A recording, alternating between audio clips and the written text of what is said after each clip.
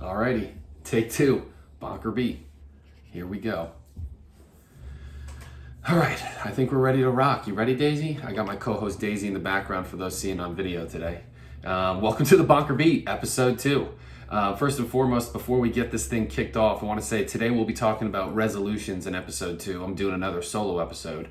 And some of my New Year's resolutions will be pertaining to personal finance. And I just want to make it clear before we jump into the show that all the opinions and discussions held in this show should not be considered financial advice. I am a big proponent of financial advisory for the future. For right now, I think it's really important for people my age to be educated and to understand financial things within personal finance, but I will again want to preface this is not and should not be considered financial advice. I am not a financial advisor. Please seek a financial advisor if you would like to find that advice. So with that said, as I said last episode, to get things kicked, Uncle Kev, hit that beat. And for those of you that don't know Uncle Kev, Kevin Leone, he's my sound guy. He made that awesome beat drop for the BonkerBeat. He's also pursuing his passion right now in making mixes and music. And obviously I had to hit up Uncle Kev to get my beat drop. So thank you, Uncle Kev, to that. And I can't wait to follow everything he's got going on with his music career in the future. But yeah, so thank you, everybody. Welcome into episode 2. I'm riding solo again for the BonkerBeat podcast. I'm hoping to get my first guest on. We're trying to get him through the scheduling hoops and jumps that he pertains within his career to get on. So I'm hoping sometime in mid-January. I'm really stoked to have the first guest on, and that should be coming, like I said, hopefully sometime in mid-January. For all those of you that listened to episode 1 of the BonkerBeat, I'd love to shout all of you guys out because episode 1 brought in a whopping 67 streams. So there's 67 of you out there that are on the ground floor of this thing, and I really can't appreciate it enough. I've had some really cool feedback from those of you that did listen and encouraged me to keep going. I will say this podcast experience has been more overwhelming, and I would say the word is uncomfortable. Since I started the BonkerBeat, I have not felt this level of comfortability. That's not the right word. It's kind of awkward to talk to yourself for this long, and it's also, I'm not very technically savvy with audio equipment, and I'm not very technically savvy with editing, so that's been really challenging and overwhelming to this point. But I want to keep pushing myself, and with time, like anything, it will become easier. So bear with me as I know that I haven't necessarily perfected the podcast game within 2 episodes. But as I wanted to make this episode about New Year's resolutions, but first I kind of wanted to look back in my year in review, at least as it pertains to the blog. So my blog this year, I started it in March, and I wrote 36 different blogs covering real estate, covering personal finance, crypto, the stock market, career, recruitment, networking, baseball cards. I covered it all, and I really enjoyed it. I had 3,000 unique visitors to my website. I made 78 TikTok videos. I'm going to get into my TikTok account here as well. That TikTok brought in over 1 million views, thanks mostly to one real estate video that went viral that brought in just about 650,000 views. So that did do the bulk of the carrying of my TikTok viewership. But still, getting over 1 million views on that account was an awesome accomplishment this year.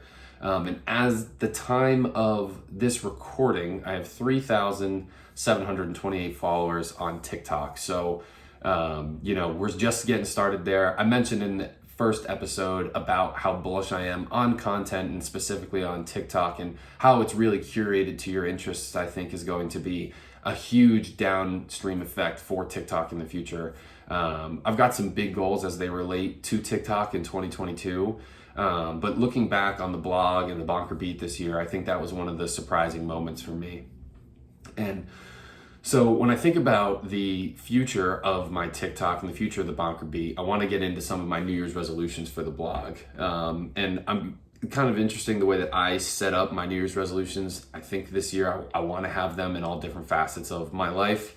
For the blog, though, I've got some big dreams. I'm thinking, I'm hoping to get 50 blogs put out this year. So again, sticking to roughly 1 blog a week.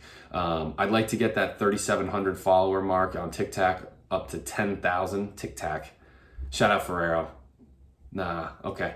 10,000 followers on TikTok this year, so that should be hopefully attainable with a couple of videos. I'm hoping to post videos once or twice a week on that channel, and then I'm hoping to do these podcasts two times a month. So I'm hoping to put out 24 podcasts this year. And then the final kind of BonkerBeat related goal that I have is $10,000 in side hustle income. And I'll kind of get into that here as well. Throughout 2021, I started kind of getting that entrepreneurial itch. That was a huge reason why I started the BonkerBeat. I wanted to have a side hustle and a passion project. And before I got here and started really focusing a lot of my time into the BonkerBeat, I was picking up all sorts of different hobbies and side hustles to try to generate income. I actually made $7,354 throughout the course of this year on all different side hustles. I tried everything under the sun, from Uber Eats driving to flipping anything that I found on Facebook Marketplace, furniture, anything that I could find for free. I was selling it on eBay, I was selling it on Facebook Marketplace, I was selling things on Amazon. I also was doing online surveys, so basically having companies reach out to me and ask for basically feedback on whatever their consumer product was. That was a interesting side hustle. I only made like $500 doing that. It took a lot of time applying to the surveys, so I stopped doing that. But yeah, all in all, and then I made a little bit of money on the blog actually. My Google AdSense account is at $10, I think. No, $14. $14 on Google Ads and the 36 blogs and thousands of articles and pages that I've sifted through. So, Google Ads is not really going to be the moneymaker for the blog. What it's actually going to come down to is sponsored content. I did have my first sponsor come through the BonkerBeat this year with a cryptocurrency event that Hirect was sponsoring. And if you saw my blogs on there, that was a sponsored content post. So hoping to get some more of those. And if there's any potential sponsors out there listening, shoot them over to the BonkerBeat. We can see if they're aligned. But that's kind of where my goal has been throughout this past year, was just to basically learn as many side hustles as I could. Now going into 2022, I'm focused on trying to get to that $10,000 in side hustle income. I'm definitely going to do that still by hitting up garage sales when the spring and summertime rolls around again. There's a lot of money in flipping things on Facebook Marketplace, on eBay, going through at antique stores, going through garage sales.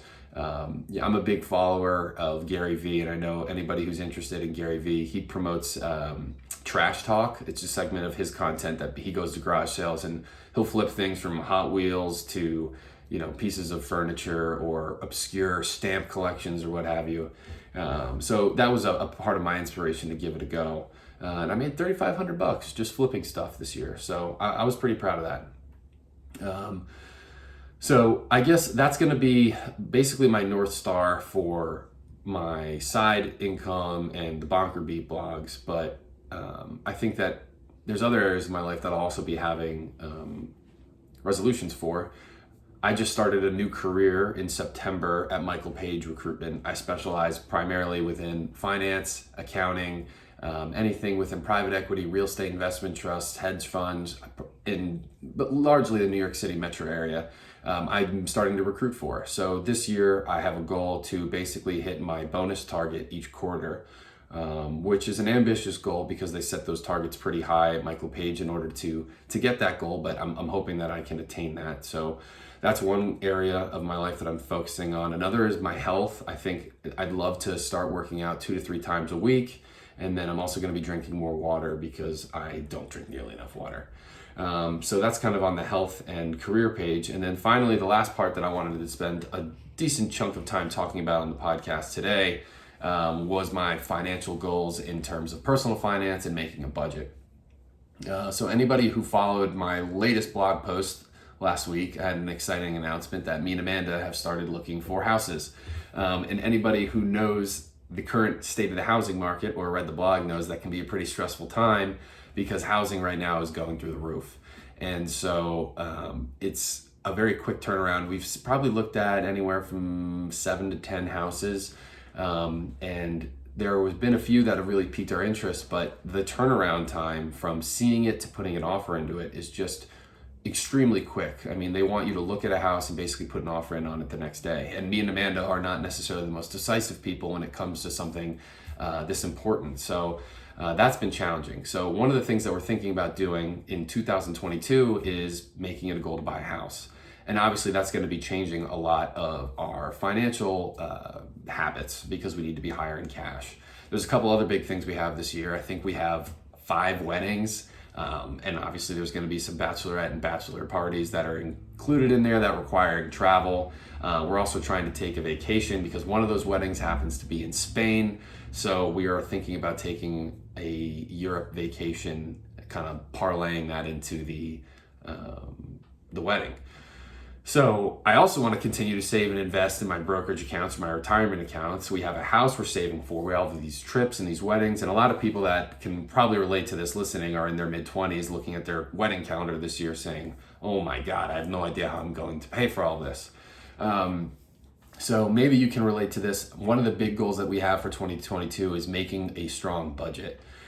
There's a couple of things that I like to call non-negotiables within my budget that I think kind of help continue on my progress and my journey that I have for long-term savings goals. The first non-negotiable for me is putting the $500 a month into my Roth IRA.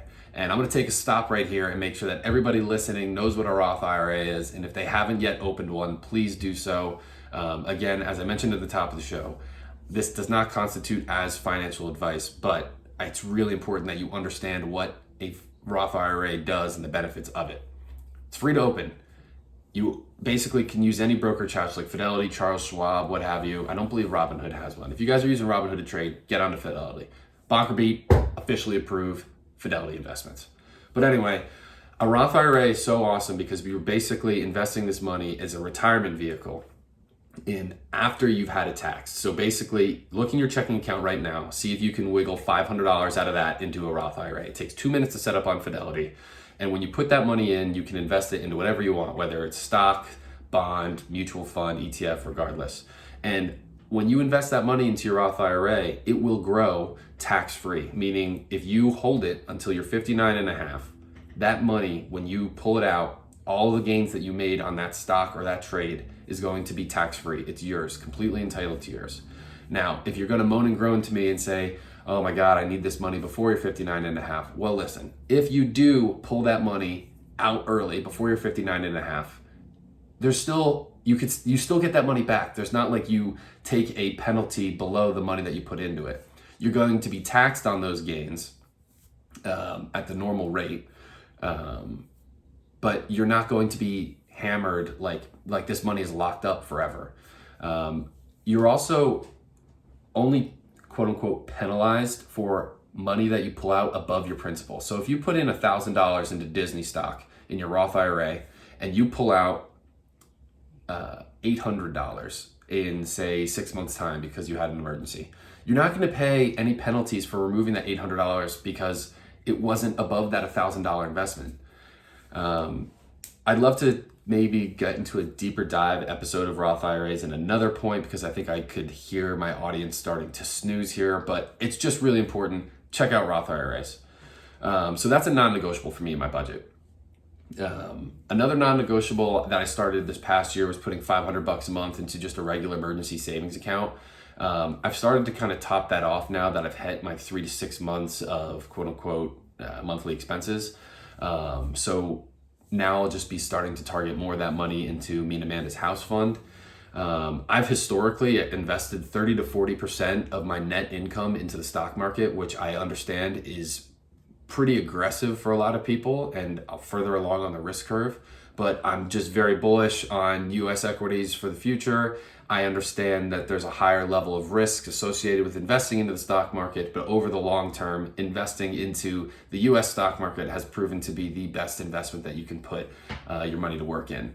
So now I need to look at my finances and say, okay, I'm saving for a house. I have all of these trips. I probably need to stop being so aggressive in my individual brokerage account. So I will be shifting that 30 to 40% into the market, probably down almost to 10%, and that 30% of my net income is going to be going to my house fund.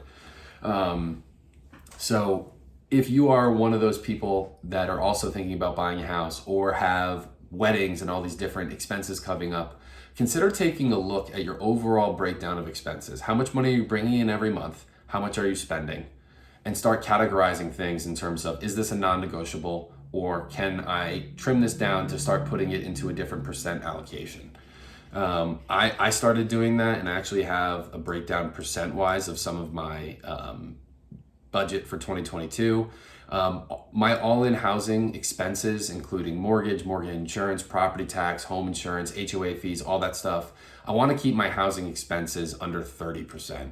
Obviously, then the other 70% go across a number of different things: food, investments, saving, travel, entertainment, and then basically miscellaneous. So think about how much money you spend every month on groceries, right? I typically spend around $200 to $250 a month on groceries. Put that in. That should be roughly X percent of your budget, and kind of go down the list that way. A lot of these different credit card companies now also are able to categorize your spending. So start thinking about that. Like, do I need to spend $200 a month on clothes? Maybe I take that down to $100 and I put that $100 towards a new savings account that's strictly for travel for all these bachelorette or bachelor parties you have. Those are some of the thought exercises that you can have that can start helping make you a budget. So yeah, that's a huge goal of mine in 2022. But aside from that, I guess I kind of want to ramp out of now the personal finance talk, because I know I can lose some people here. I do think it's really important to be pretty on top of your finances, and I'll be putting out more content as this year goes on personal finances and kind of me to manage journey through saving for a house, budgeting for these trips and things like that. But finally, I think the most important and underrated New Year's resolution goal to be talking about is just your happiness. And I think when I look back on 2021, I spent a good portion of it really, really down and hard on myself. I think it was the most challenging year for me emotionally and mentally. I think I just was difficult transitioning through jobs and trying to find myself in my career.